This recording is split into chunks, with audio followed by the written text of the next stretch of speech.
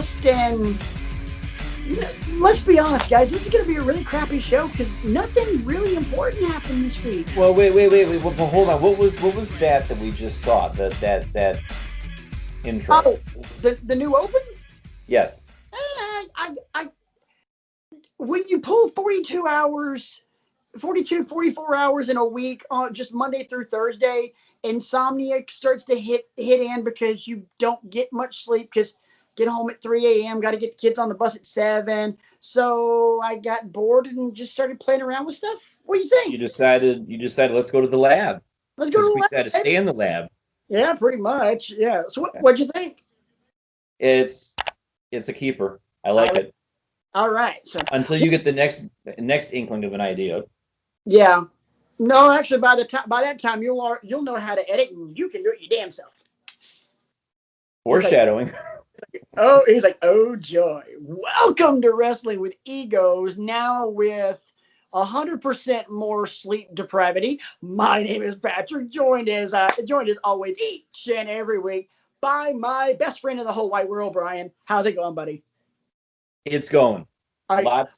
Lots of wrestling was consumed this week. Almost all of it was awesome. Yes. We'll get into the stuff that wasn't quite so awesome later on. Let's couple things. Number one, programming note. As you see from last week and this week, this is a two-man power trip. Here's an explanation why. As we all know, over the last 12 months, global pandemic bastard has crippled a lot of families around the world, in this country, and 1/3 of this show. Our boy Reginald Johnson Eisenman went back to work finally. So as of right now, his schedule kind of sucks because his schedule means that on Saturday mornings he has to be at work bright and early. And we tape this at around 9 p.m. Eastern on Friday nights. So RJ will be back at some point. Will this continue to be a two-man power trip? Maybe, maybe not. We may have some guest friends pop in from time to time. I know there's been a couple of our buddies that have expressed wanting to come on. My buddy from high school, Glenn, has also from the Smart Marks podcast has wanted to join us. Big Isaac's talked about wanting to join us. My boy PJ at work's talked about wanting to join us. So you guys might see some fresh faces in the not too distant future. Details to be worked out. So we are happy that RJ's back at it making that mean green. That's important. Hell yes, because when the guy's got more kids than Heath Slater, so he's got kids. He needs that job. We appreciate you, RJ. We want you back with us real soon, but you're taking care of business. We love you, brother. Too sweet. We love you very much. Do your thing. Your seat will be kept warm for you. Yes, you always have a seat. Yeah, you plated reserved. Yes, you always have a seat at the head of the table. There's 3 people that sit at the head of the table. This is what was the phrase, the term that Caesar used? Was Caesar, Mark Antony, Triumvirate. and triumvirate? Yeah, that's right. That's what wrestling with egos is. It's a triumvirate. It's a brotherhood. Talk and Ray Phoenix already stole the death triangle from us, so we'll just use the triumvirate. Yeah, you know what I like? You know what? It's a shitload better than the pinnacle. I don't mind it. They could have done a lot worse, but it's okay. A lot worse. Submission. Oh, I'm sorry. Team PCB. Yeah, well. Yeah. Still moving right along, ladies and gentlemen. Thank you for joining us on this Lean Mean Wrestle Talking Machine. We're not here to revisit the past. Well, at least that past. Well, yeah, but we will talk about some past tonight. However, let's start the show with a big massive bummer. Because if you watched wrestling this week along with all of us, just like the rest of us, Monday night, Wednesday night, both shows, and what's going on right now so far on SmackDown? There's nothing to talk about. Nothing good happened. Nothing good. Oh, wait. So, we had a main event on Dynamite. By the way, boys and girls, this is the only weekly topic we're talking about tonight. The only thing. And you're about to find out why. Yeah. There's other stuff to talk about, but that's all like from the past. Current events, one topic, two people, Britt Baker, and you know what? I'm gonna do her justice. Excuse me. Dr. Britt Baker, DMD, and our girl, Thunder Rosa. Hashtag friend of show. Hashtag friend of show. Hashtag, really shitty heart, but our girl. Main event, lights out, unsanctioned. Those two girls beat the hell out of one another. That might have been one, my opinion. Now, AEW's had some unsanctioned matches, and they've had some street fights and no holds barred. This might be the second most violent match that AEW has put out. Second only to Moxley and Omega from whatever pay-per-view that was, where they ended up in the mesh of barbed wire and all that good stuff. I feel like that was All Out. Might have been, or it might have been a Full Gear. It was last summer. Yeah. Why isn't RJ here? Yeah, he'd know right like that. I feel like it was All Out. No, it would be really easy. It was Revolution because we had fans. Yes, that's right. It was before the little pandemic bastards shut everything down. So it would be really easy, ladies and gentlemen, for somebody like us that runs a wrestling podcast to sit here and get all analytical and do the smart thing and talk about, oh, well, the ratings went down from last week to this week. We're not here to talk about that. We don't care about ratings. The running theme of this show for the past month has been, this is why we love wrestling. Thank you. That's what I was about to say. Yes. It has nothing to do. This is why we love ratings. This is why we love wrestling. Our love for wrestling, sorry, but I don't care what your Nielsen ratings say. If it's good shit, it's good shit. Yes. And I would like to be the first one to congratulate both ladies for delivering, number one, a long-term story arc. They played the long game. They didn't let it all happen in 3 weeks and then, okay, it's on to the next one. I'm going to go wrestle this person and Thunder Rosa is going to go wrestle this person. Right. And this match delivered in ways that the Omega Moxley main event from Revolution did not deliver. I'm still not going to go as far as what you said last week about that match and it being, a crime against wrestling. But I will say that I tuned into this match. Hold on. Let me finish. I tuned into this match expecting some things to happen, and boy, did they. First off, I did not say that the match was a crime against wrestling. I said the finish was a crime against. You are correct. I misconstrued your words. The match was absolutely gangster, except for the last 2 minutes. Yes. It's just like a movie that's really, really awesome, but the ending sucks. The Omega Moxley Exploding Ring Barbed Wire Death Match was Man of Steel.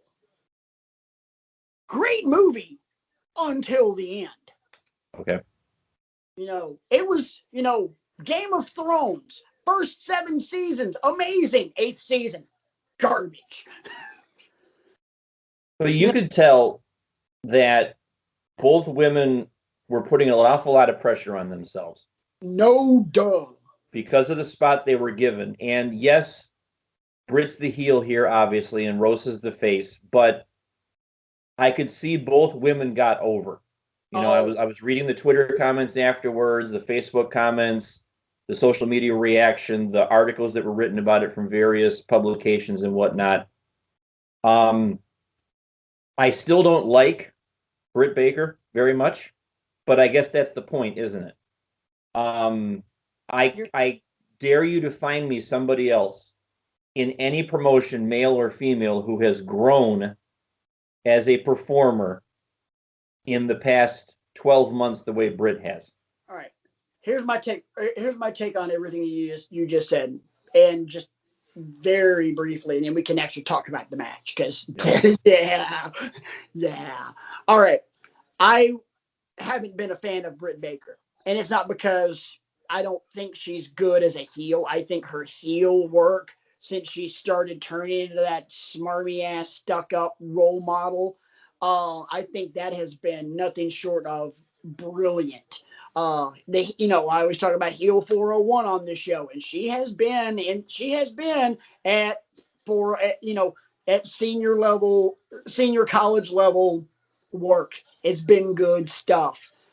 I've never been a fan of her in the ring. I've always thought that in the ring, she was she was good, but there just wasn't anything to it.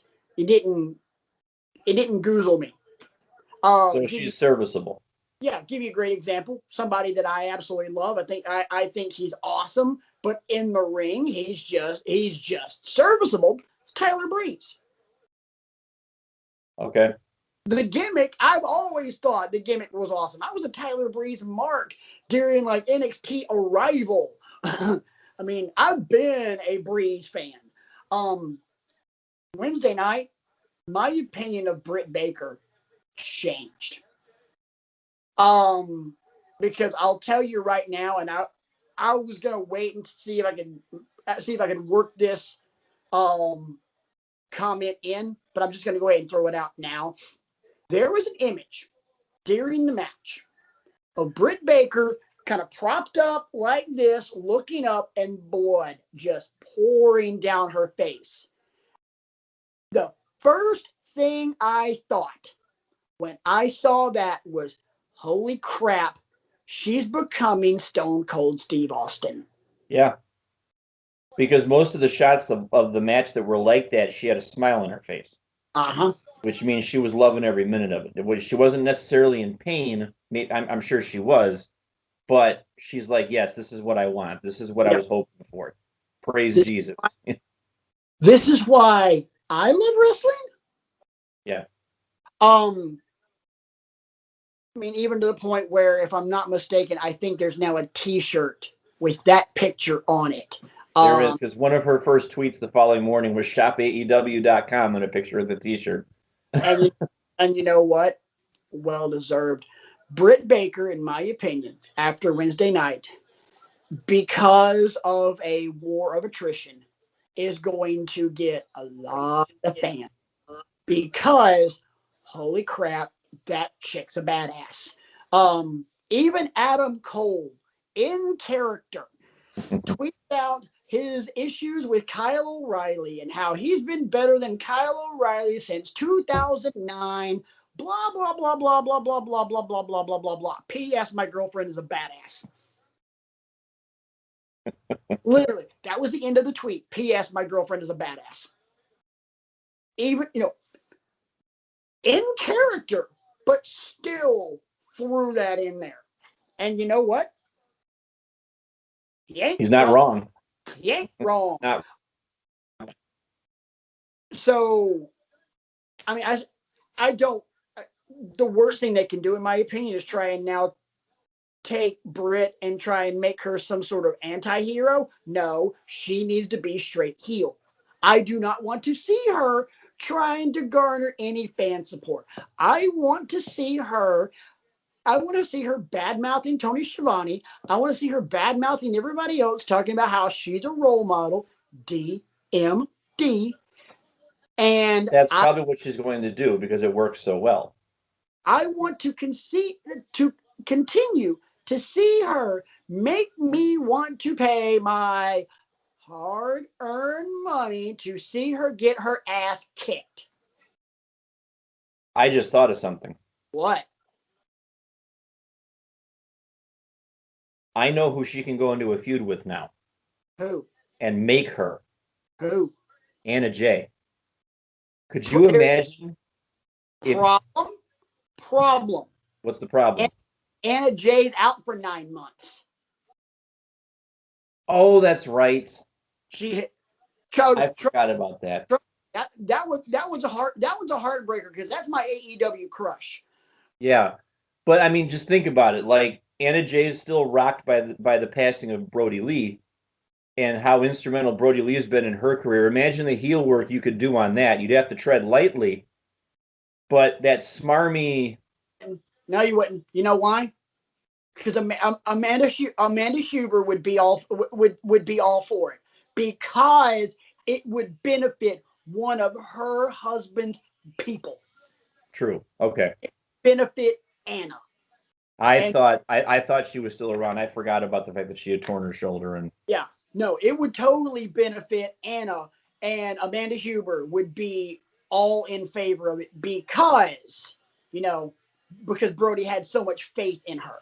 Yes. Okay. So let's get to the match itself. We've danced around this for long enough now. I mean, the match itself had everything that we want. Now, don't get us wrong, folks. I don't think any of the three of us on this show necessarily want that kind of wrestling match every week. We're not combat zone wrestling here. We're not, it has its place. But that's why you don't see matches like this that often, because these two ladies have gone to war for the better part of half a year now. And there's been disrespect, there's been insults, there's been, all of this stuff. And Rosa felt like she had no choice at this point. Right. You've disrespected me long enough. I'm not going to take it anymore. You're insulting me and my heritage and all this stuff. I want you lights out, that sort of thing. Right. But within this match itself, you had that same escalation of brutality that made the street fight with Cactus Jack and Triple H at the Royal Rumble in 2000 so great. Exactly. And any other number of matches you could bring up, because it wasn't just, okay, we're both busted open within a minute. It's we're gonna work to that point. Moxley and Kingston. Yes. In terms of an escalation of violence. Dumping the alcohol in the big. Yeah. Moxley sold that one like a slap on the wrist. So I mean, don't. Yeah, that's still the lasting image for me from that one. I'm like, oh God, that's got to be. All right, but all right. So let's talk about this match. Let's talk about the fact that they literally went to every hardcore wrestling bag of tricks. Thumbtacks, chairs, superplexes and big falls onto stacks of chairs. Tables, ladders. Oh my. They did. If you saw Cactus Jack do it, if you saw the Hardys do it, they did it. If you saw it in a TLC match or Mick Foley do it, then they did it. And they held nothing back. This was not like, I hate using this term, a Divas division match where they're basically play fighting. They were swinging for the fences here, boys and girls. They were going for broke, and it was one of the most hard-hitting matches. It was the most hard-hitting women's match I've ever seen. Yeah, it eclipses Lita and Trish.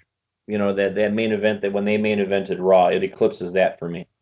I don't think it eclipses it in terms of its level of importance. True. It's damn close. To me, and this is kind of, I'm springing this one on you, but to me, if you're going to list or do a Mount Rushmore of the most important women's wrestling matches in history, Trish and Lita from that particular Raw,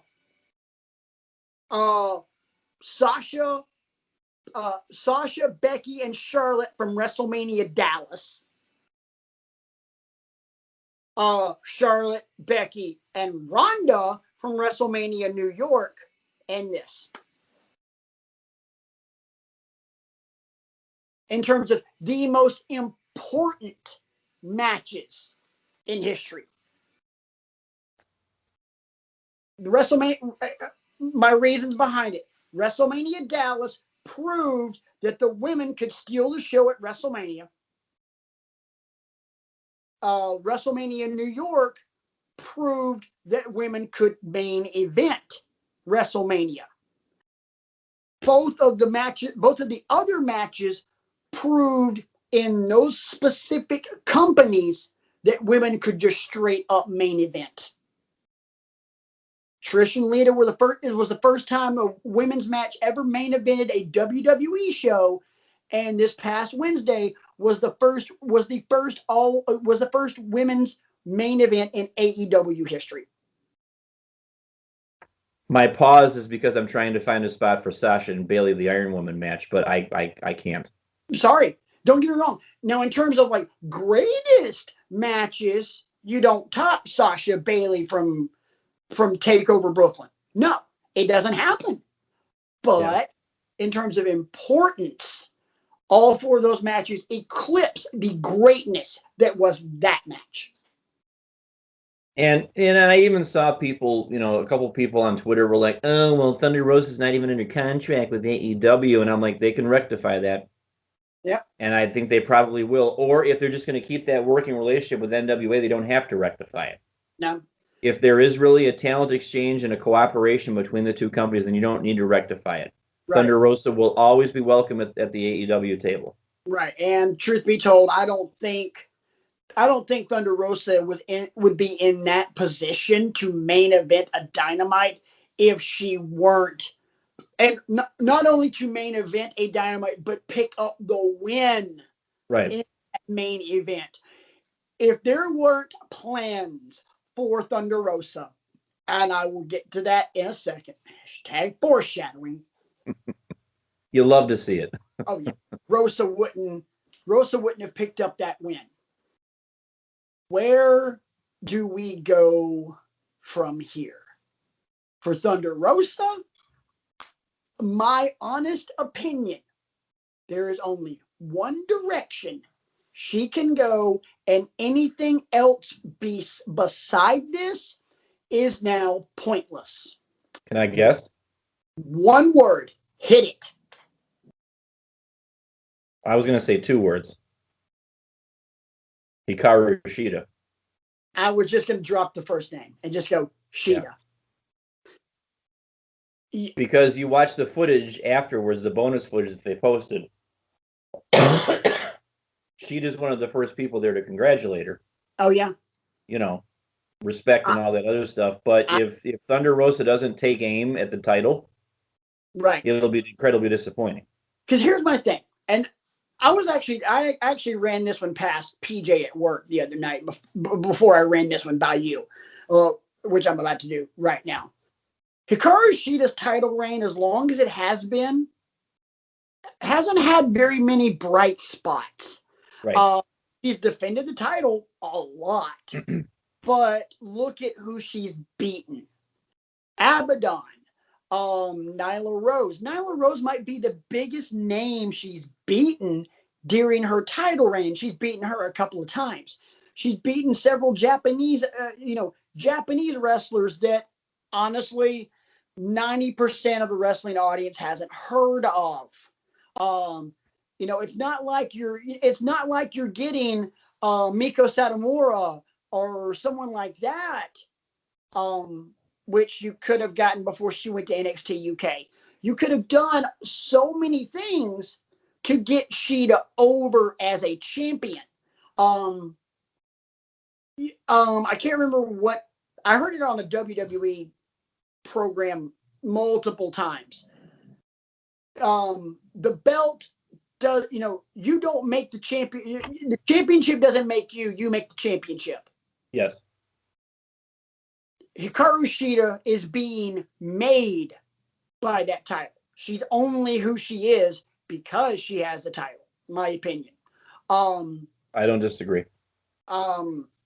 and she has yet to have a restaurant quality feud, restaurant quality program with anyone. The only decent one she's had was the build up with Abaddon. It's the only thing. Everything else was title eliminator tournament. Let's throw in random chick here. Yeah. And I dare say that if those two did square off, they could have an entertaining series of matches. Yeah.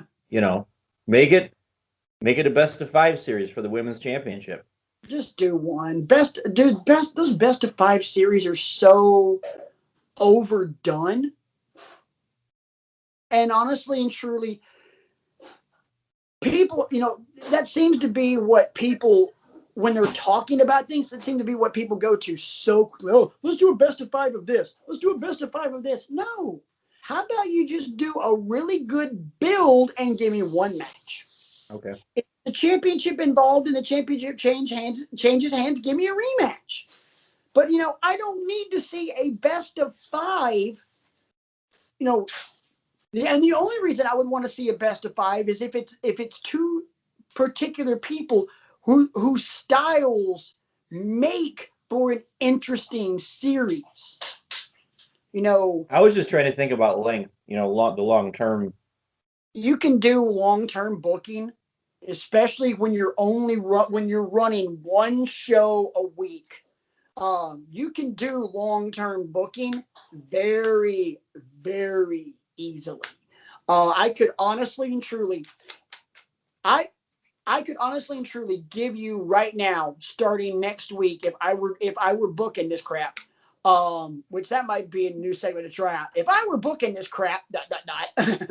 Hold up the sign. If I were booking this crap. If I were booking this crap, starting next Wednesday, I could give you however many weeks leading up to the next AEW pay-per-view. I could give you a program with Thunder Rosa and Sheeta. I could give that to you. It would require a little bit more build up to get Thunder Rosa a little bit more momentum, because I'm on the road to the championship. I want the championship. Well, you got to go through this person. Now you got to go through this person. Now you got to go through this person. Okay, now it's on. Have her beat Abaddon. Have her beat Nyla Rose. Have her beat I don't know. Have her beat Britt again. And then maybe you start off with somebody like Red Velvet, and then you escalate, because Abaddon feels like down the road for me. Yeah, maybe a second one, but I mean, I wouldn't put her anywhere near Jade Cargill, because it's clear they're trying to build her up to something. Oh, they are seriously trying to build Jade Cargill up to something, and honestly and truly, in the ring, right, but it's early. Character-wise, money. Because they cut to her once or twice in the stands. Yeah. Feet up, sipping a bottle of water or whatever, just watching the match and smiling and nodding, that sort of thing. Yeah. Personality, as far as the character is concerned, yeah, she's gonna be a license to print money. And besides, if you have a physique like that, yeah, you're gonna be a license to print money. Good grief. That from an athletic standpoint, that is she's impressive. I wish I had guns like that, man. Good Lord, the definition and yeah, that there's nothing more emasculating than seeing a woman flex like that, and you're just seeing just the definition and the bicep going. Man, I don't even look like that if I'm trying to create myself in a video game. Now, getting back to the match again, you probably could have seen this coming from me from a mile away, but this is one of my early contenders for match of the year. Oh yeah, no, I don't think that doesn't take a rocket scientist to figure that. This is I am going to be lobbying hard for this one. Oh yeah, my opinion, clubhouse leader already. Although there are some among us on this show who say that there were some other matches that have already happened that, and I forget what those matches are that he said, but we'll have to ask RJ, what are those matches that you think are better than this one? Right. Well, and I'm pretty sure they have to do with they're probably all from Wrestle Kingdom that happened back in January. Probably so. Which is fair. It's a fair point. Right. So. Because Wrestle Kingdom always gives us some bangers. So. Right. So I guess the next question is, where do we go from here with Britt Baker? And in my opinion, where do we go from here is wherever the hell you want to go with her. You give her a face and you let her just rip the shit out of her. You let Britt Baker continue to be annoying. Also, really long-term booking. What I do is I end up having this build with Sheeta, this build with Thunder Rosa going after Sheeta. It ends with Thunder Rosa taking the title off of Hikaru Shida, which then leads to Britt Baker taking the title off of Thunder Rosa. No, Thunder Rosa's going to have the title forever. Just kidding. Look. Hey, I love my girl. We love our homegirl, Thunder Rosa. Friend of show. But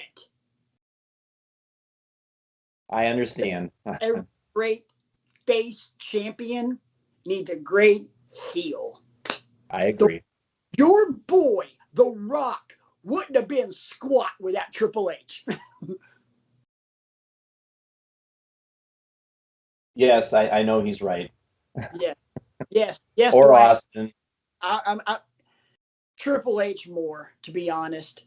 Yeah, I mean, and I've said this before about The Rock, and I've learned this a lot about The Rock. As great as he was never the ring general that the people he was dancing with were. Right. I mean, maybe not so much with Austin, but Triple H was calling the shots when they were in a feud. Oh, Austin, darn sure Undertaker was when they were in a feud together. Austin totally was too. Oh, yeah, Austin, yeah. I mean, The Rock was never really ascended to. Actually, I'm going to throw a little bit of a detour into the proceedings tonight because you mentioned The Rock, and this will be a quick one. Okay. And I've been wanting to bring this up for months now.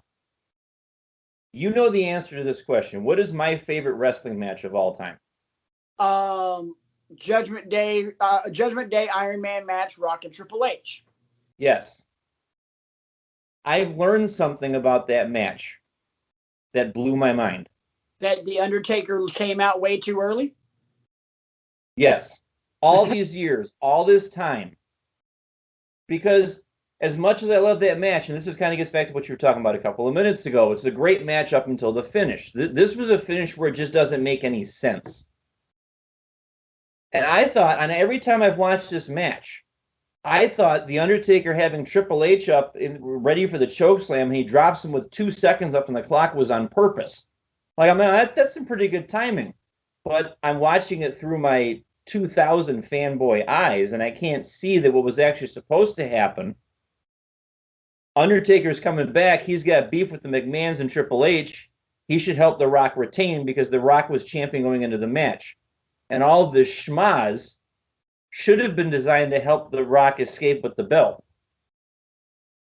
But instead, he chokeslams Triple H with 2 seconds left on the clock. Shawn Michaels has no choice but to call for the disqualification.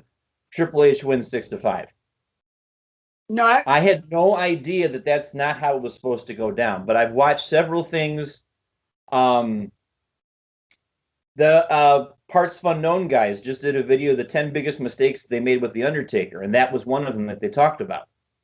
You've invested all this time and money. You got all these spooky videos. He's here and he's coming, and now I lay me down to sleep and all this stuff, which creeped the hell out of me, by the way.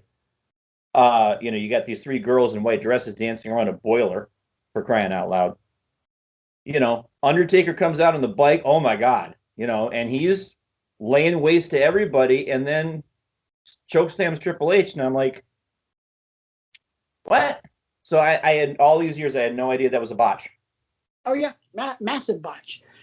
So anyway, let's go ahead and change topics to a topic that was going to lead into a lot of the rest of the discussion tonight. And this will actually be somewhat brief. News broke earlier this week that we now have the second member of the 2021 WWE Hall of Fame class. And to quote Vince McMahon, when the first night he introduced this person to a Monday Night Raw episode, his name is Eric Bischoff. He's got a knack for making things better. Damn right. Eric Bischoff finally inducted into the WWE Hall of Fame.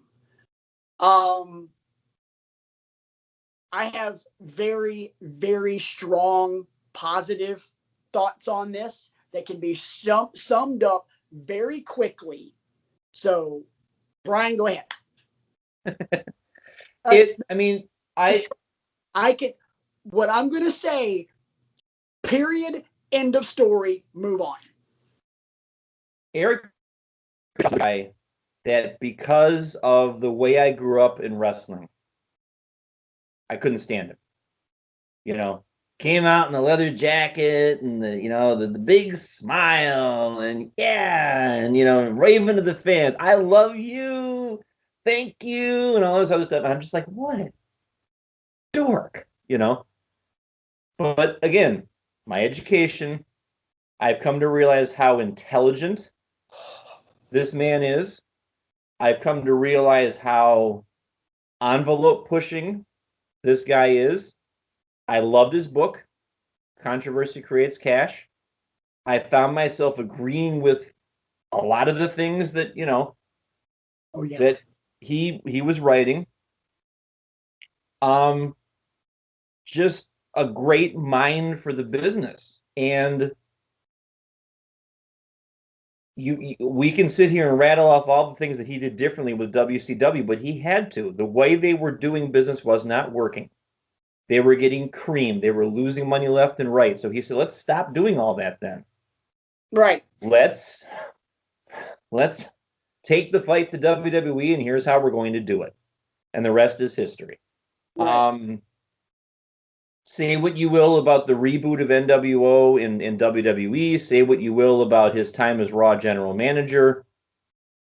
But his mind for the business, easily top 5 of all time.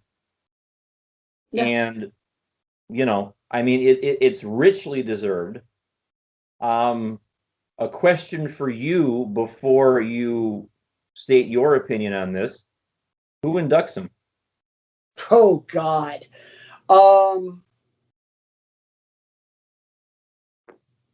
I doubt it will happen, but in my opinion, there's only one name. Vince McMahon.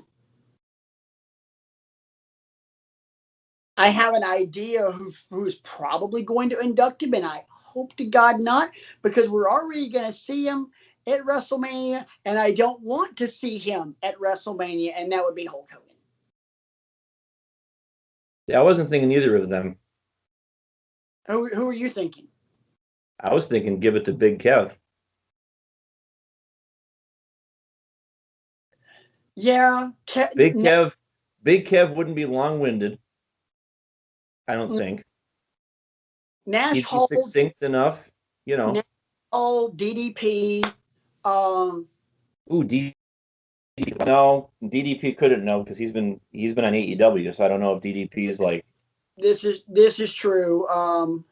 But hasn't been on there in a while, so who knows? Yeah. But I think I'd say let Big Kev do it. In a perfect world, I would love to see Vince do it. Yeah. That would be amazing. And here's why.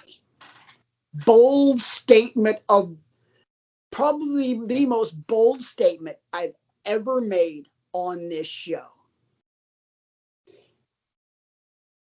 Brian, I have a question for you.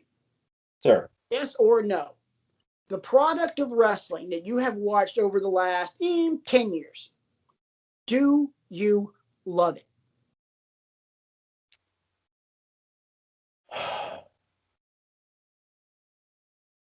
The product as a whole? Big, massive, broad brush. 10 years. No. No. I like parts of it. I like segments of it. I've had to seek out NXT, and I've had to be introduced to New Japan Pro Wrestling and AEW because of how bad Raw and SmackDown have. You're compartmentalizing. Broad brush. Wrestling as a whole. Oh, globally? Over the last 10 to 15 years has changed drastically for the better. Yes. Yes. Yeah, I needed to figure out how to answer the question. That's the point I'm trying to make. From a improvement standpoint, and improvement and heightened enjoyment, it has increased drastically. Yes. You can thank Eric Bischoff. Eric Bischoff is solely responsible for wrestling as we know it today. Because you know how I made the statement several weeks ago, without the Horsemen, there wouldn't have been an NWO, and without the NWO, there wouldn't have been this, and blah, blah, blah. Without the NWO, there wouldn't have been Bullet Club. Without Eric Bischoff, there wouldn't have been Nitro. There wouldn't have been a Monday Night War. There wouldn't have been an NWO. There wouldn't have been Sting, Goldberg, DDP. The list goes on and on. Eric, five time. Eric Bischoff, good or bad, his insertion into, management of WCW as the president of WCW when it was still under Turner. That is one of the push pins in the timeline. Like, that push pin signifies massive, important moment, life-altering moment. And without Eric Bischoff, WWE remains the only game in town. So, no, WCW dies a quick death because they're still critically mismanaged from a financial standpoint. They don't see 1997, boys and girls. You're not wrong. Especially with most of this card that we're about to go through here in a minute. Right. ECW, I don't think happens. If it does, it doesn't get as much appeal. Why? Because WWE doesn't need eyes on the product as they did when Bischoff was kicking their ass for 83 straight weeks.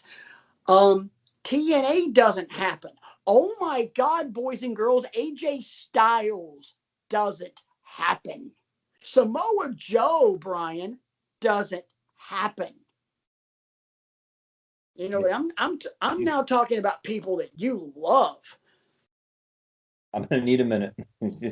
Hey, RJ, I know you're watching. Bullet Club doesn't happen without Eric bleeping Bischoff. At me.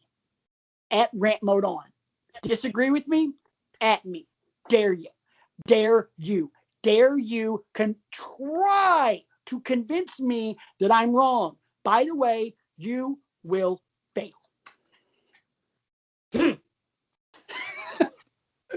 You did not just go 10-year-old temper tantrum. I most certainly did. I've been dealing with my 6-year-old all day. Oh, geez. She has not been temper tantrumy today. She's been awesome, but inspiration. So there you go. Let's talk.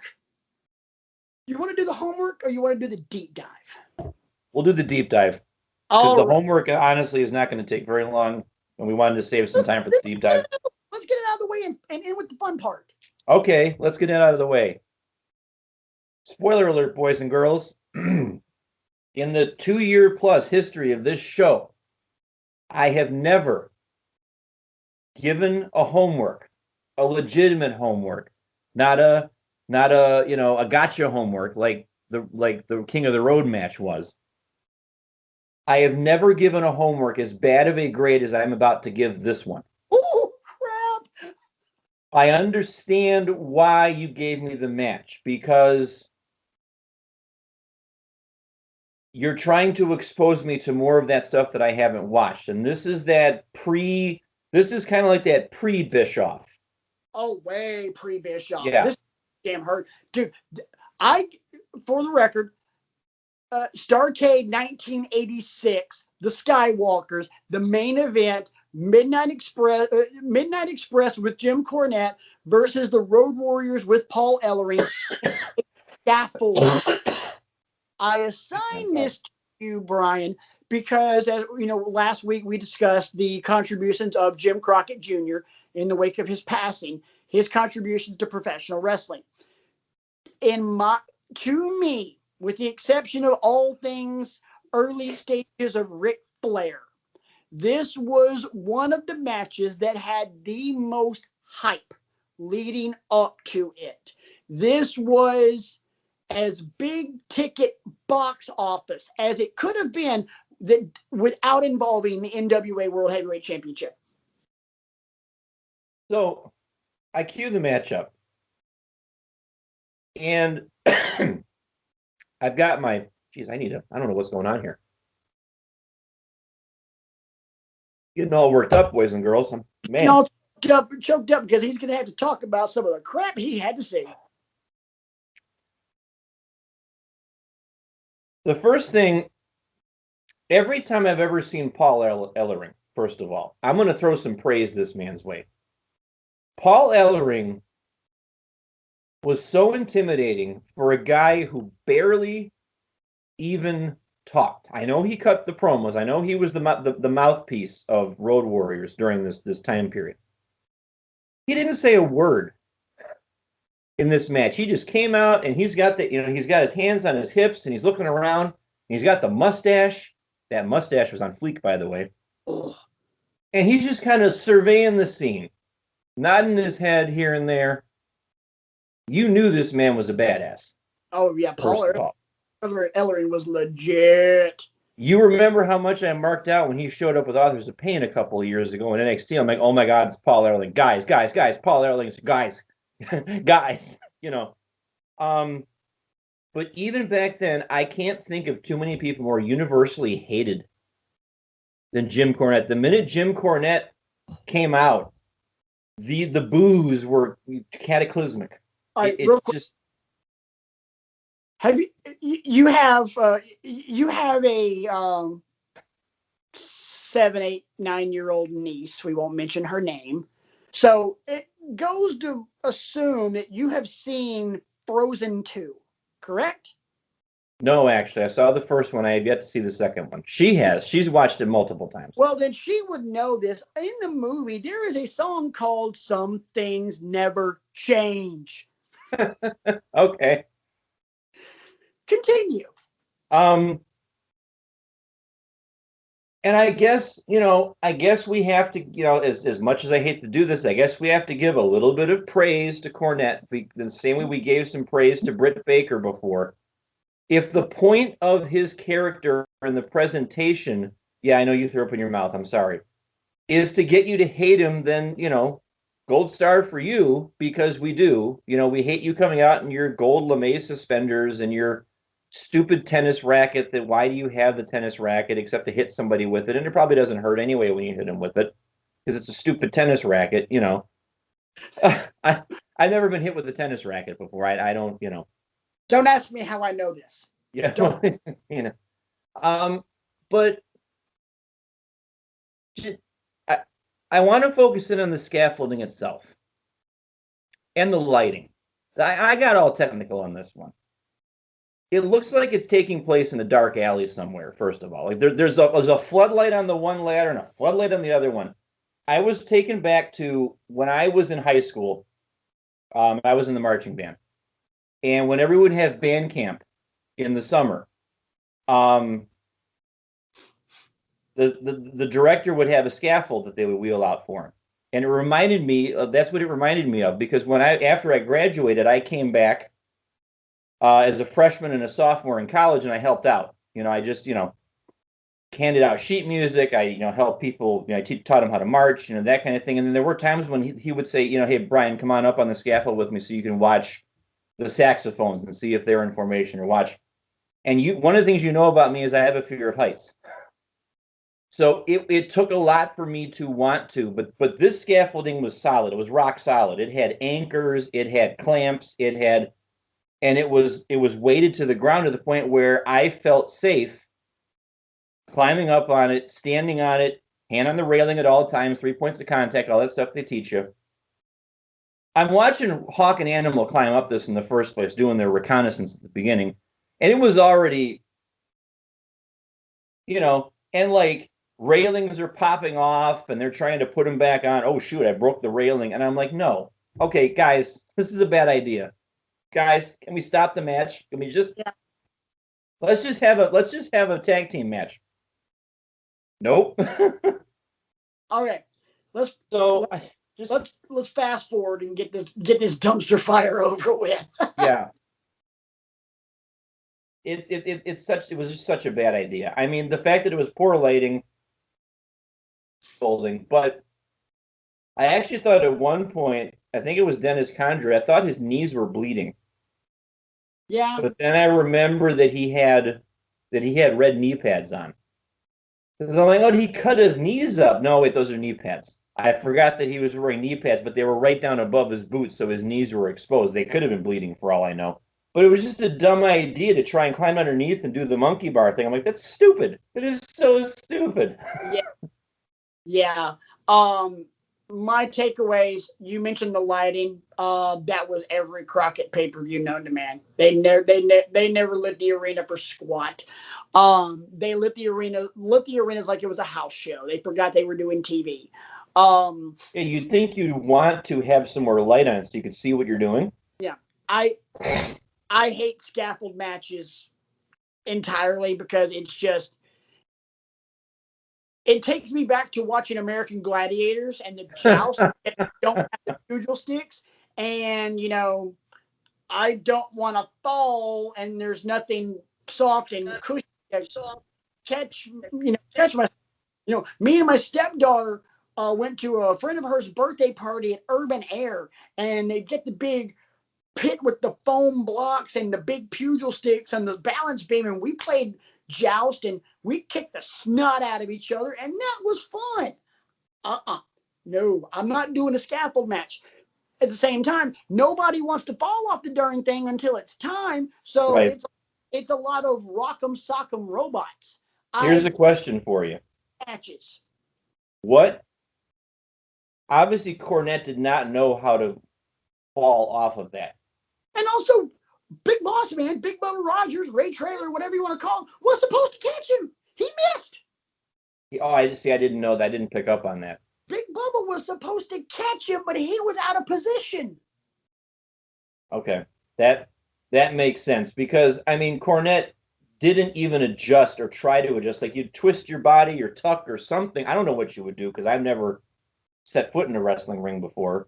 Never participated in it at any level, so I don't know like what you would do as a performer to minimize the impact to the ring. I don't know. Would you go shoulder first? Would you try to go back first? What would you try to do? Flat. Okay. Because then the shock goes all through your body as opposed to just one part. Exactly. Okay. Out of the kindness of my heart, I'm giving it a C-. Oh, and that's being generous. No, I'm not even going to be that kind. It was a D. But again, the homework wasn't even there to even be graded. It was just this is the that they could pull off, and it was built. I mean, I love the Road Warrior pop. Oh yeah. And anytime those boys came out, you knew stuff was about to go down. I mean, Well, speaking of pops, let's go ahead and move on to our deep dive. In light of Eric Bischoff being inducted in the WWE Hall of Fame, Brian had this great idea. Let's do a deep dive on the 1996 Bash at the Beach. Bash at the Beach, 1996. Yes, that Bash at the Beach. Just like with giving Eric Bischoff a little bit of love a couple of weeks ago, he and Conrad Thompson on 83 Weeks did a show on TNA's Victory Road 2014. Yes, that one. That oh my! That's why I decided to go that Bash at the Beach. I have some very interesting takes about this. Brian, where would you like to start? Okay. Because I want to start. You can start wherever you want, because truth be told, I'm here for one thing and one thing only. I know. So I've got the whole card in front of me with my notes. I got a general question, though, about WCW fans. Okay. Okay.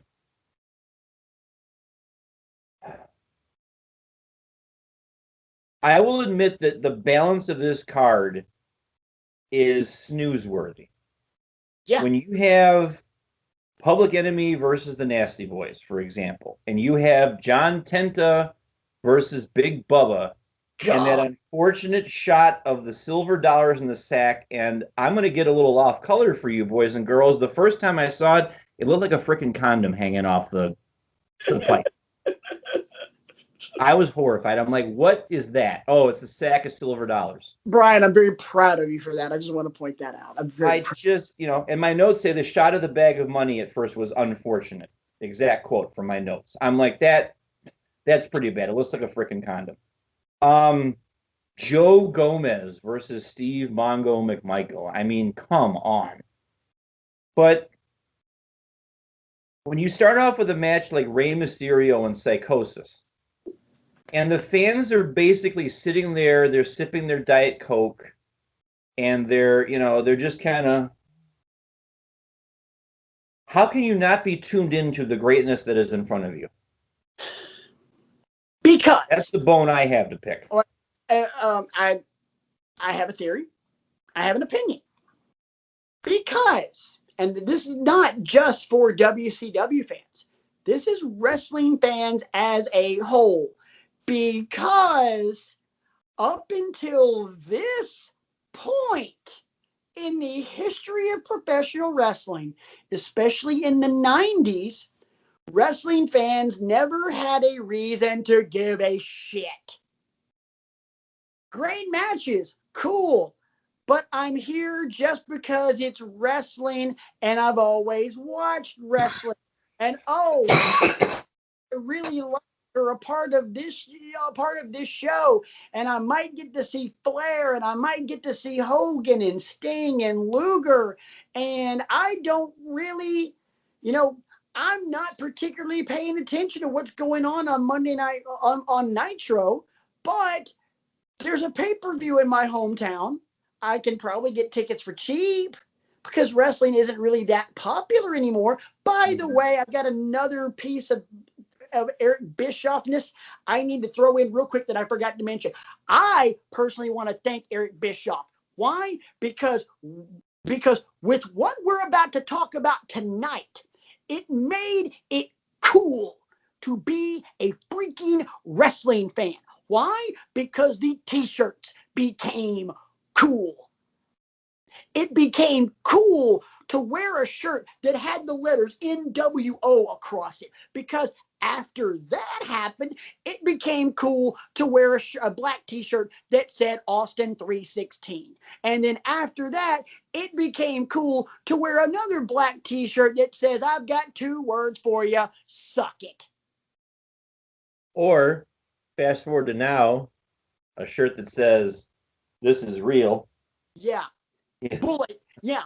Again, without Bischoff, X doesn't happen. So back to back to the point I was trying to make. So Wrestling. there was no appreciating what you're watching while it's happening? No.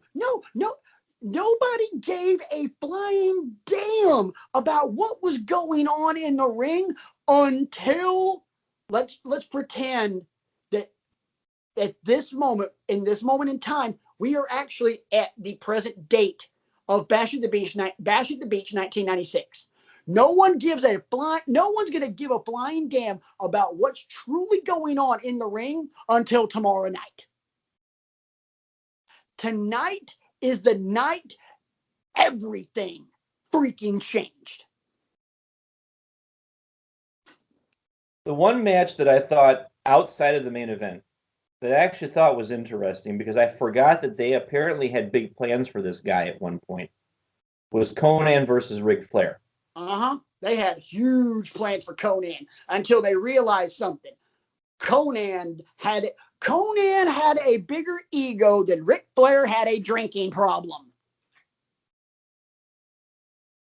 See, I know next to nothing about the man, so I maybe you could fill me in on some things. But because if you get put in this position, you've got the U.S. title going into a match against Ric Flair. That's the semi-main. Small fish, big pond. I'm sorry. Big fish, small pond. Freaking,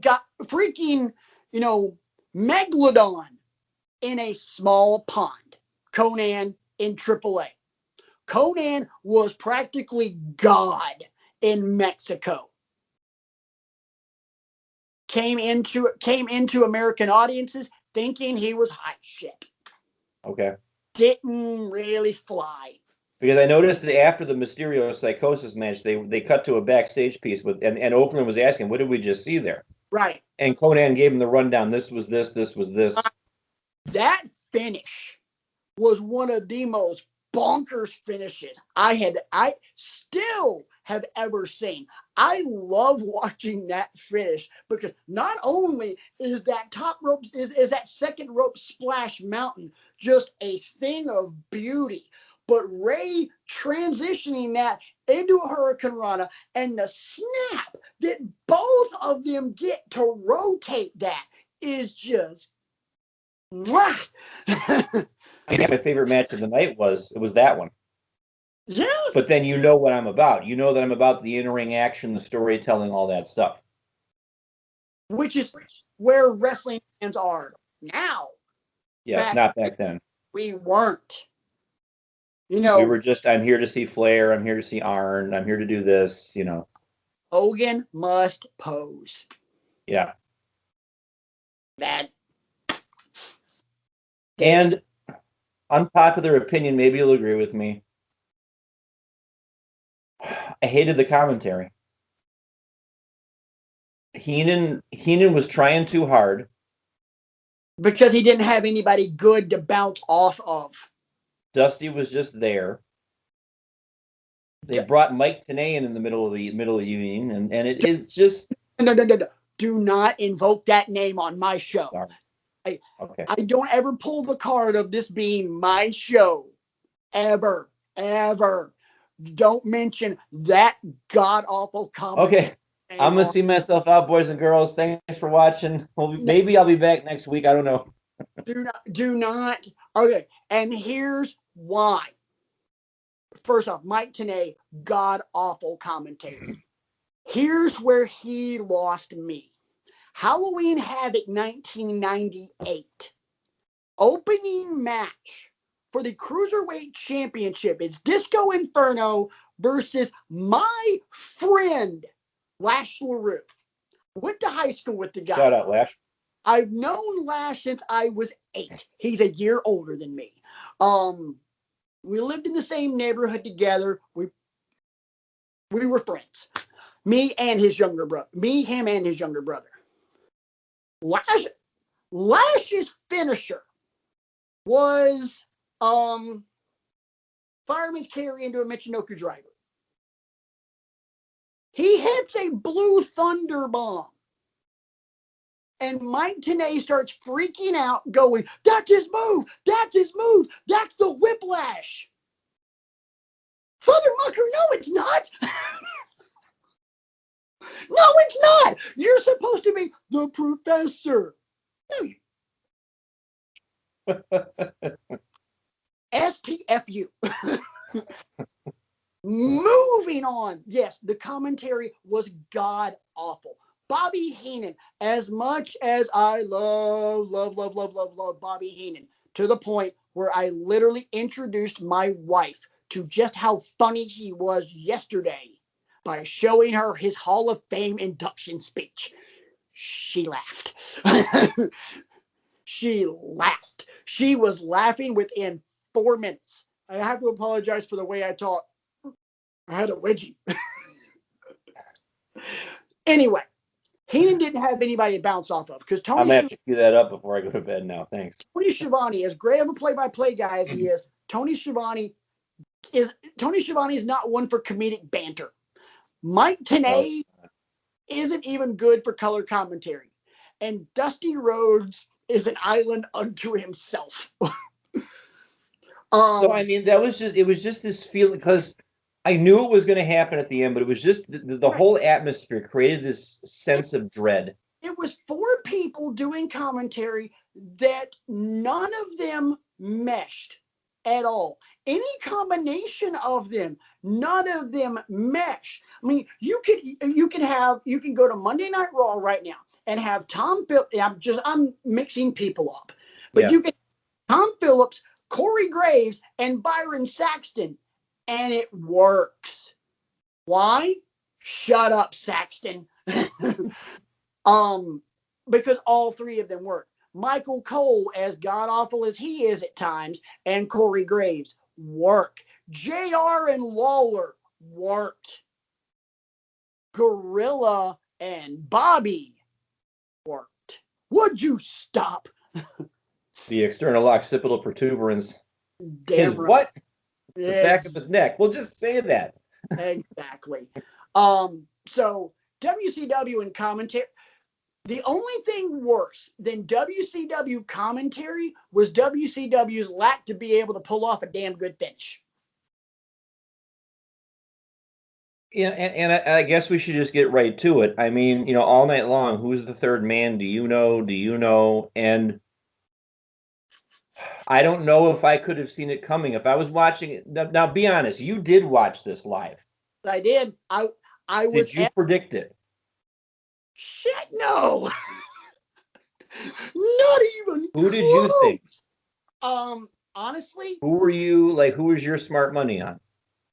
I really wasn't. I remember I really wasn't thinking it that far ahead. Before it started, I honestly thought Flair.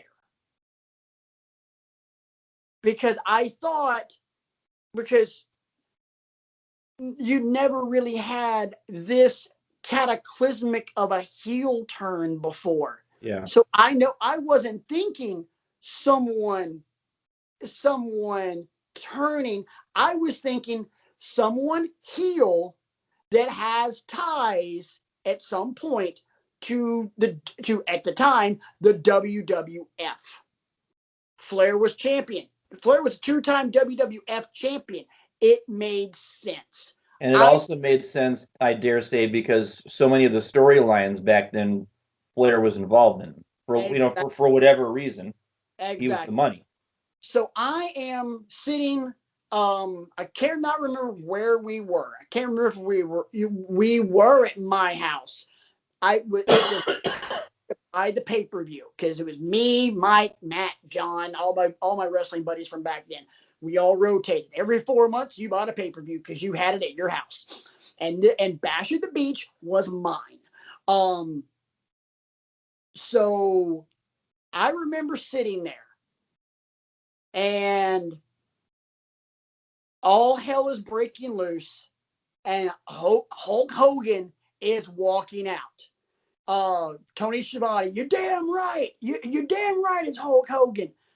Bobby Heenan, but which side is he on? Dusty Rhodes, what the hell are you talking about? Never once during that. By the way, Bobby Heenan beat me to it. Hashtag foreshadowing alert.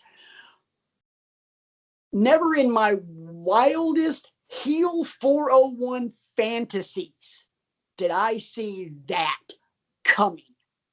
And when it happened, Brian, yeah, you have been my best friend going on almost 10 years now. How many times in my life have you seen me be at a loss for words? Maybe 6, 7. You don't need more than 2 hands. I'm kidding. No, the point is it doesn't happen often. No. So me and the guys had this running joke. Anytime something just mind-boggling happened, we always would make jokes that we had little alien, because we'd all seen Men in Black, and we all loved it.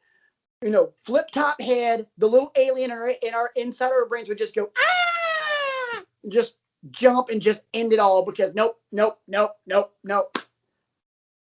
That happened. It was just.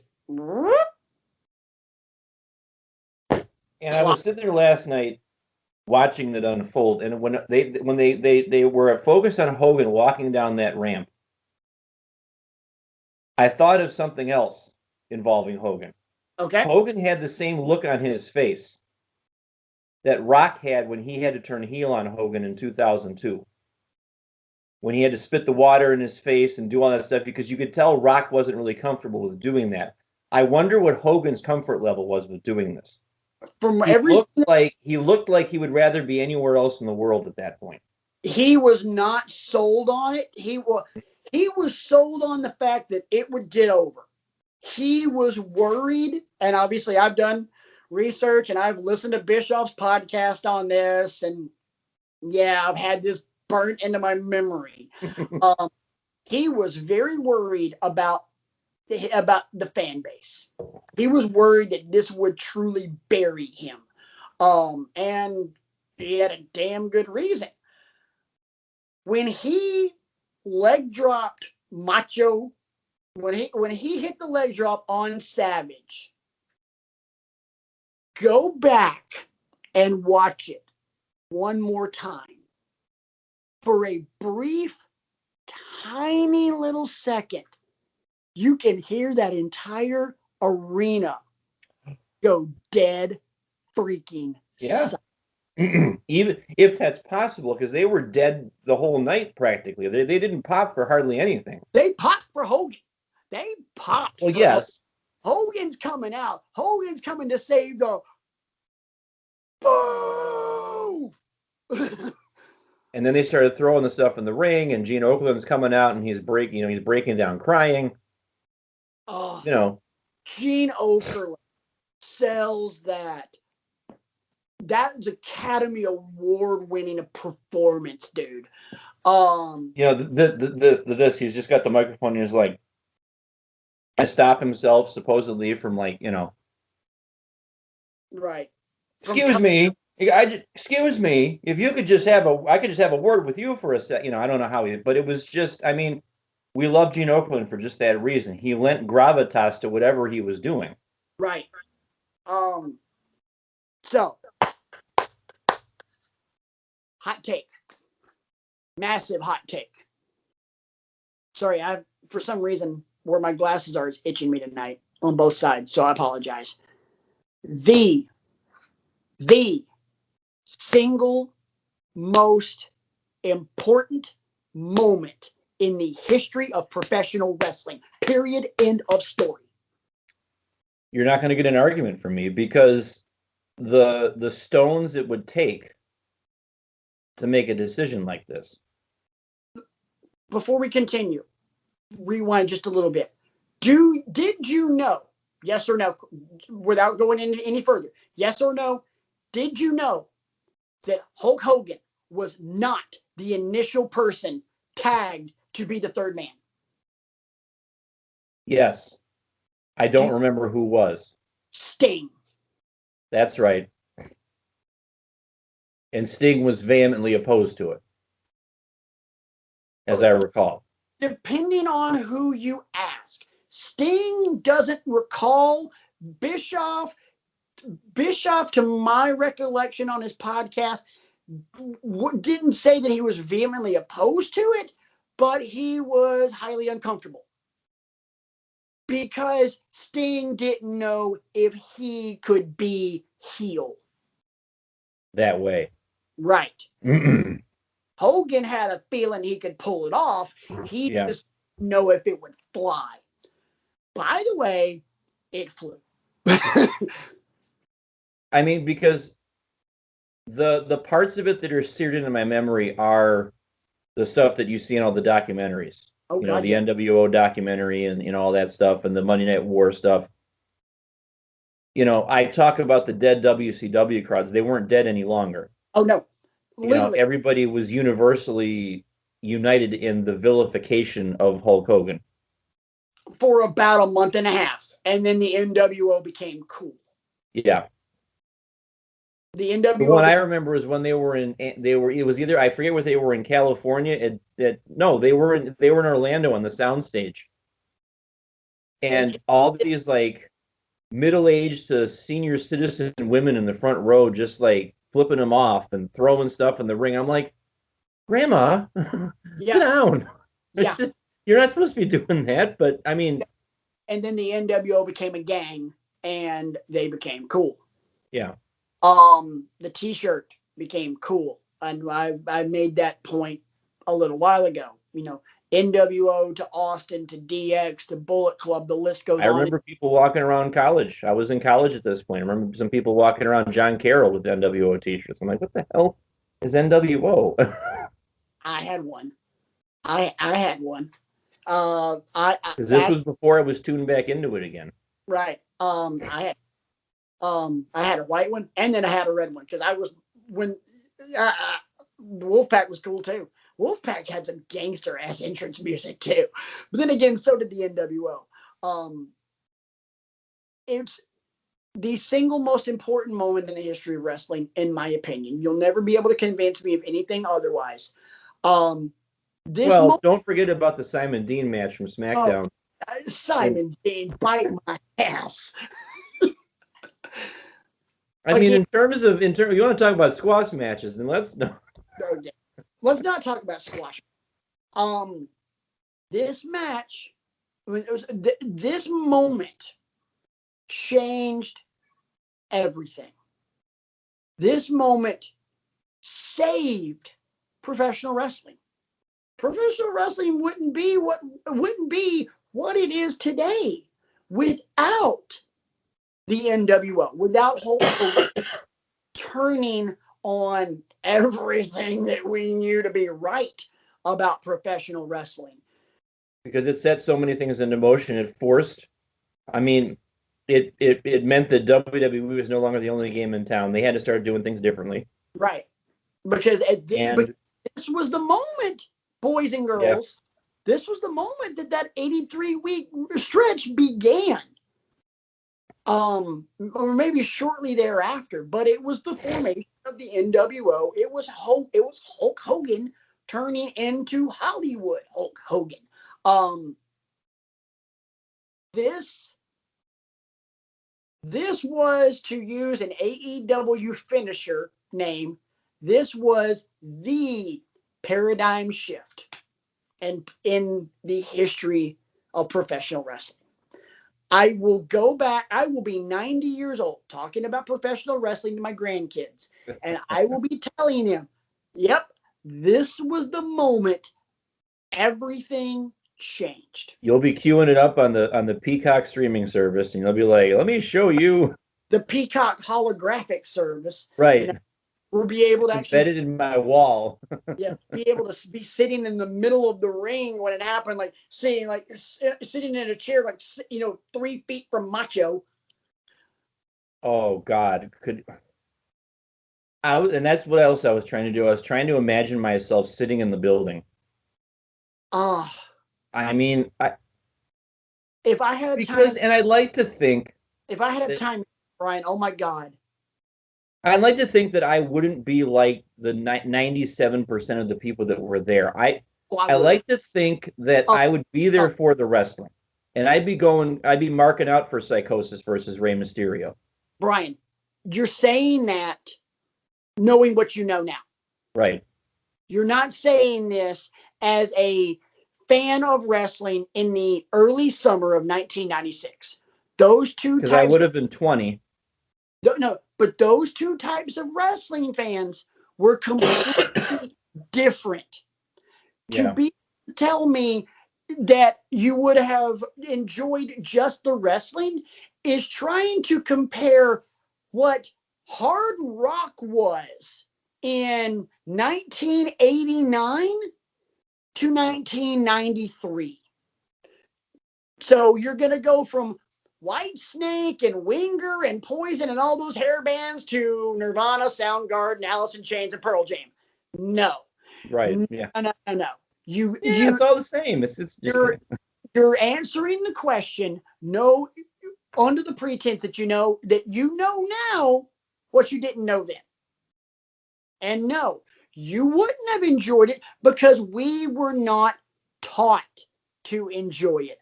Starting in this era, we learned what this was. We learned what professional wrestling could truly be, and not just what Vince McMahon was telling us. This is what it is. This is good shit, pal. No, Yeah. we found out what good shit was. And we can thank people like Eric Bischoff, who brought in all the cruiserweights. We can thank people like Paul Heyman, who introduced us to things that we had never thought of before. This marked the golden age of professional wrestling. This was the Renaissance. This was the Renaissance, the Industrial Revolution, the golden age. Whatever term you want to put on it, they can all apply simultaneously. This was the underline, and I can just keep repeating that word over and over again. The moment of professional wrestling. Brian, we're not doing this. We're not doing this if that moment doesn't happen. We're not having this conversation. We're not putting this on YouTube. And guess what? A lot of other people on YouTube aren't doing this either. What culture does not exist without? We're watching a YouTube channel. Brian does the New York Times crossword puzzle. Buckle up, boys and girls. Exactly.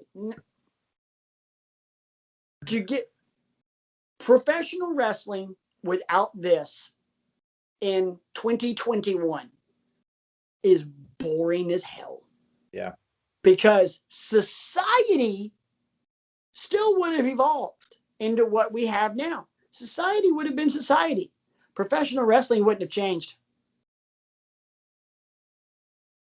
Professional wrestling would be like maybe 1,000 people.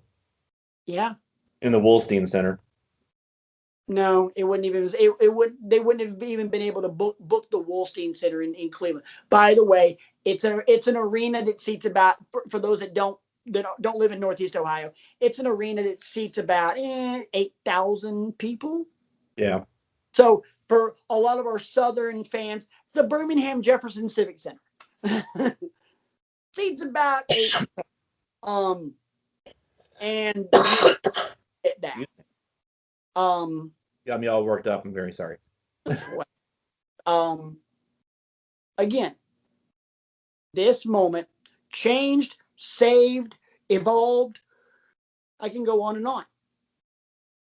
Fill in that blank. Professional wrestling changed, saved, evolved, gave life to, made it cool. I mean, the NWO shirt, the Austin 316 shirt, it made it cool.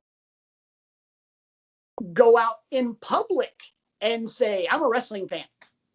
Look, I've never in my life claimed to be really cool. High school, I was a massive dork. Worse than I am now, if that's actually hard, and if that's hard to believe, it was true. Massive dork. This gave me cool points because I was able to wear cool shirts. Hey, the So what NWO. you're saying that I should send Eric Bischoff a thank you note for being able to walk into one of my first graders' classrooms a couple of weeks ago when I found out that she had finally passed one of her sight word things, and I told her I was going to give her a Randy Orton to congratulate her, and I kind of stood in the middle of her classroom, went like this, and just pivoted ever so slowly, and the kids are all looking at me like, "What is he doing?" You know. So thanks, Eric Bischoff. Yeah, you as wrestling fans, look, when Eric Bischoff goes up on that stage to give his speech at the Hall of Fame ceremony this year, every wrestling fan globally should be figuratively kissing his ass. My honest opinion. I won't go that far. I'll give him a hearty handshake. I'm not gonna. Well, figuratively speaking, Yes. you know,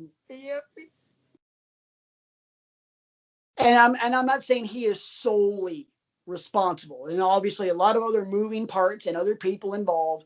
You know, the NWO wasn't just Eric Bischoff. You know, Hogan, Hall, and Nash had a lot to do with that as well.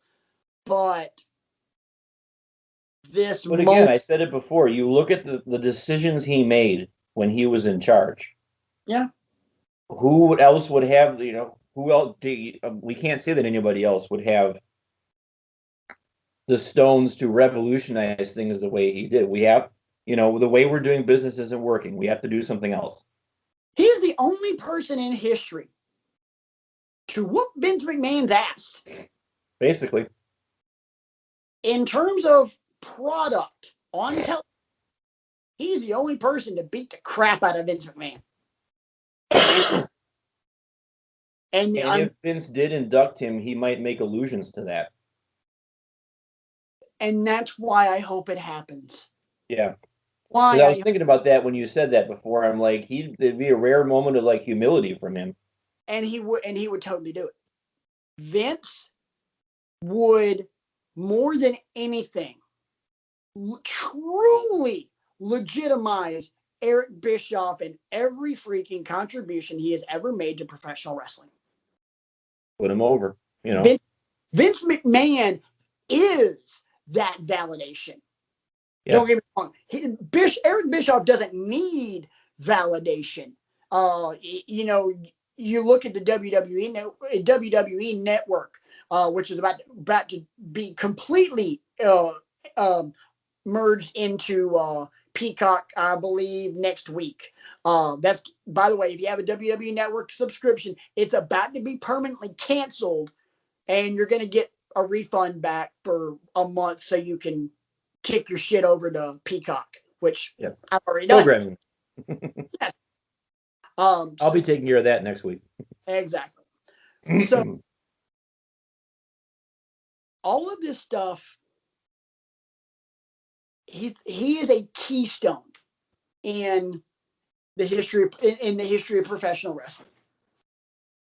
And if anyone in this business deserves to be in the Hall of Fame, it is him. And as the homework assignment, boys and girls, go back to No Way Out 2004 and watch his match with Stone Cold Steve Austin, because I guarantee, just kidding. If you want to, go ahead and watch it. All right. And props to Bischoff for after he got his ass kicked. First off, the point that I was going to make, the only reason, in my opinion, that WCW stopped kicking WWE's ass the way it did, I think the ratings war would have continued a lot longer than it did if the AOL Time Warner merger didn't happen. If it was still Ted Turner calling the shots at Turner Broadcasting, and it was Turner, Bischoff, Harvey Schiller, all of those guys, WCW might even still be around. Also, Because wouldn't after have the merger, those people didn't really care much. They're like, we want to develop other programming. We're not really into this wrestling stuff. AOL Time Warner didn't want to have a damn thing to do with professional wrestling, which is funny now, but they'll do now. Well, I don't even, yeah, because TNT is all about AEW right now. Yeah. But at the same time, if the AOL Time Warner merger doesn't happen, then AOL Time Warner doesn't end up owning my Atlanta Braves and tanking the ever loving crap out of that team. Uh, damn them. Damn them. Um, you wasted the end of Chipper Jones's career, you buttholes. Moving right along. I can't say, and I can keep going talking about what Eric Bischoff meant to the history of professional wrestling, and I can keep going back to referencing 1996's Bash at the Beach, that one specific night, because again, boys and girls, that moment is the focal point of every other major thing that's happened in wrestling. Can all be dated back to that night in Daytona Beach, Florida. And it can all be dated back to that one leg drop.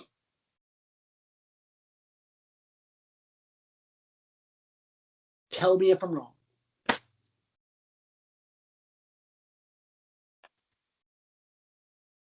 And by the way, Brian's silence should speak for all of you. I have no argument. It's, And because I was about to ask you, and then I answered my own question. I wondered also last night when I was watching this why nobody came out to try and step to them. And if somebody comes out to try and step to them, they're just going to get run over anyway. So it further legitimizes what they're doing. not only that, if Look some who is going to come out. I mean, look at the card that we ran down already. What, John right, Tenta is going to come out, and I'm going to defend the honor. here's the thing. If somebody comes out to step to them at that particular moment, they kill the momentum as it stands. Right. Because the momentum as it is, Hogan drops the leg, Hall and Nash are celebrating, the ring's being filled with garbage. Gene Okerlund doesn't know what to freaking do with himself. Hogan cuts that promo as, he's being rained down with garbage like manna from heaven. If anybody comes to the ring, that momentum dies Yeah. as quickly as your boy Simon Dean's push. Full circle, boys and girls. Full circle. And if that happens, if that, what made it work was the sheer confusion that it caused. Yeah. What the hell is going on? Why is Hulk Hogan turning bad guy? We're live, pal. We're live, pal. You asked me earlier what I was thinking, and I told you, the little flip top brain. Yeah. My brain just ejected from my head because I do not believe what I just saw. That was quickly replaced with venomous anger. Mm-hmm. I was furious. Don't get me wrong. I was never really a Hulk Hogan guy. My guy was always Sting at that point in time. Sting was my guy. And boy, if I only knew what was about to happen to Sting. Yeah. By the way, thanks, Bischoff. Thank you. Thank you so much. I I couldn't believe it. I didn't know what the hell was happening. I didn't know whether to cry, scream, throw something. I was in shock. Because I actually gave a damn about professional wrestling and I liked Yeah. it. And I'm like, what the hell are they doing? This is Hogan. You can't turn Hogan heel. It's like putting Derek Jeter in a jersey that's not the Yankees. It just no, no, you don't do this. No, and obviously I'm not thinking about wrestling the same way that I do now. Yeah. I'm going back to 1996. I'm just fresh out of high school. And no, what the hell? And as the months and months and months went on, we're about a year into this. Well, no, we get to War Games at Fall Brawl. And then I start appreciating just what in the hell's happening. And I realized, oh crap, this is really good because me and the guys, we're watching both shows at Matt's house, and I've told you guys 1.5 million times. TV splitter, TV over here, TV over here. We're not changing channels. We're watching both shows simultaneously, and it's awesome. You know what I noticed because Fall Brawl was in September. So you're talking July, August, September. Those 3 months, guess what? Crowds on both shows got a hell of a lot bigger, hell of a lot louder, really, really fast. Yep. Because Sting gets in the ring. There's 2 Stings in the ring at War Games. Let's fast forward a little bit to May, June of 1997. And, the first thing I want you to do is get that piece of crap out of my ring. Talk about your Psalms, talk about John 3:16, Austin 3:16, said, I just whipped your ass. All within less than 12 months. Yep. Hell, from July 96 to July 97. Most important 12 months in the history of professional wrestling. Sorry to the people that think that the creation of the Bullet Club is more impactful. You are wrong. Sorry to the people that think the creation of DX or Evolution or John Cena or the list goes on and on is more important. I'm sorry. You are wrong. To the old hat who think that Hogan Andre from WrestleMania 3 was the most important moment in the history of wrestling, I'm sorry. You are wrong, because that 12 months simply made it awesome to be a wrestling fan. Because, hey, from a hand gesture perspective, you're doing this or you're using that finger right there. Well, don't forget about the 12 months that Deuce and Domino were a tag team on SmackDown. That's I would put that up on the same level. The next time I see you, I'm not going to Ric Flair chop you. I'm going to go to your own kitchen. I'm going to grab your wife's cast iron skillet and I'm going to slap it against your chest. I couldn't resist. I'm gonna Ric Flair chop you with a cast iron skillet. And don't think I don't know where it is. I've been in your kitchen. I know where it is. Oh. And you know what? If the Lovebirds moved it, I'll ask her. She'll tell me. She likes me more than she likes you anyway. I owe your husband a receipt. Where is that thing? Yeah. Why? What did he do now? He did what? Oh, here it is. Oh yeah. Oh. He did. Here you go. I'll hold him down for you. No. She'll hold the camera. Yeah. Programming note: I'm looking very much forward to the Broken Skull podcast on Sunday night.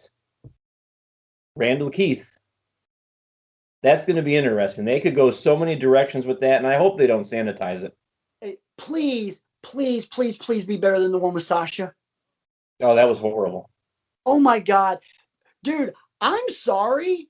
Real quick sidebar on that one. That made Sasha look like shit. It did. She made her look like an absolute snot bag. Yeah. I won't even say made her look like a bitch because it didn't. She didn't. I shut it off 10 minutes in. She came off like an arrogant little turd. I'm like, you know what? I can't watch this. I'm gonna find something else to watch. So I'm, I never. But I got a half an hour. I was like, I've heard enough of this. There's so much to unpack there with Randy. Oh God, yes. That from the very beginning with with the entitlement and all that kind of stuff. He's trying to figure things out. Dude, go back even earlier than that. Is his time in the Marine Corps and getting terrible. Yeah. I mean, and I'm not just saying that because my stepson's in the Marines. I'm saying that because that is a big piece of his life that unfortunately gets glossed over. Yes, it does. I mean, the Evolution of a Predator DVD talked about it. Like the first 6 or 7 minutes, they talk about it, but it's just in generalities. They don't really. And I'm not saying that he should be vilified for it. I mean, he's not the first person in history to ever get a dishonorable from any branch of the U.S. Armed Forces. But I would love to see it fleshed out more. I think it's a very interesting part of the story, especially when you realize as the years go on just how immature Randy Orton was. Yeah.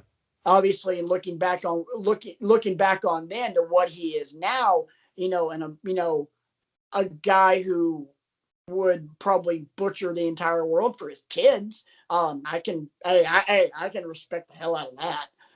And he also, in all seriousness, gets top marks for me for the way that he has largely carried his feud with the Fiend.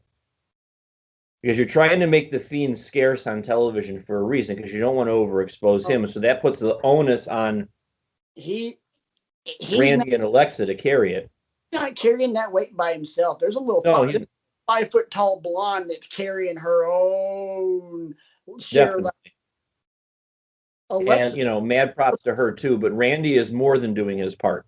Oh yeah, no, the two of them have been gold, and I cannot wait to see what happens on Sunday with that. I'm very curious about that.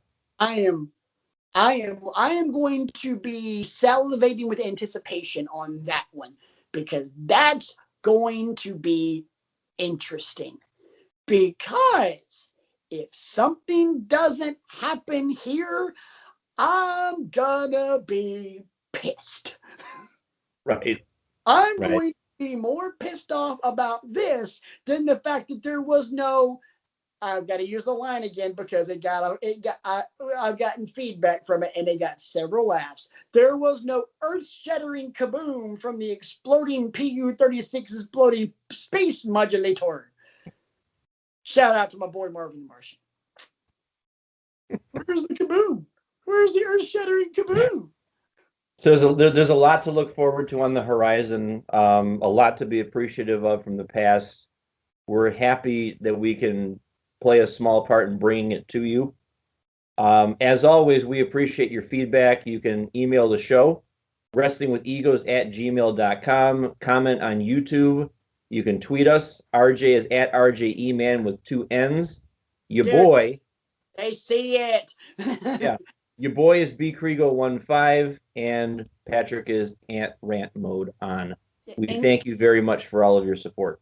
In case you guys can't read. I know, but it's been a while since we plugged it. I feel like I'm not doing my part if I don't plug it. This is true. And guys, also don't forget the Facebook page, even though I haven't made a graphic for it yet. I probably need to. You know what? I'll do that for next week. I gave you guys a new show open this week. You know what? I'll give you guys a Facebook page graphic for next week. Facebook.com/wrestlingwithegos. Join in on the fun. But personal note, thanks for hanging out with us this week. I know this is a bit of a long show, but it had to be because, again, the historical relevance of this moment.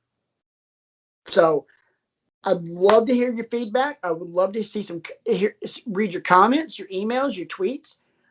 This has probably been one of the most fun shows I've had. Most fun I've had doing a show in a really long time. I always enjoy our shows, but this one was one where it was just like, okay, yeah, this was cool.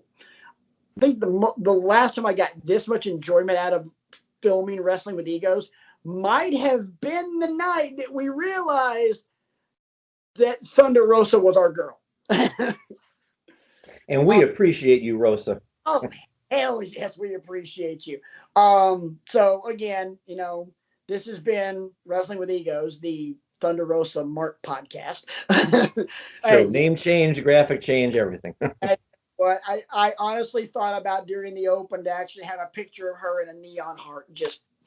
I thought about it, and I was like, no, too much animation, and I don't really have that patience right now.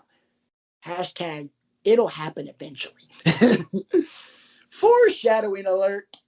But seriously, guys, thanks for enjoying the show. Enjoy Fastlane this week, because I have a sinking feeling this is going to lead into a lot of really fun stuff for WrestleMania. And as we get closer to Mania, we'll talk more about it. We'll talk about the build, and we'll stop talking less about stuff historically. What are we going to talk about next week? We haven't figured it out yet, but you know what? We're going to have some fun. So until then, for Brian, for the disembodied voice of Reginald Johnson Eisenman, and anybody else on the show that wants to be involved, I'm Patrick. This has been Wrestling with Egos. We'll see you next week, because this is why we love wrestling.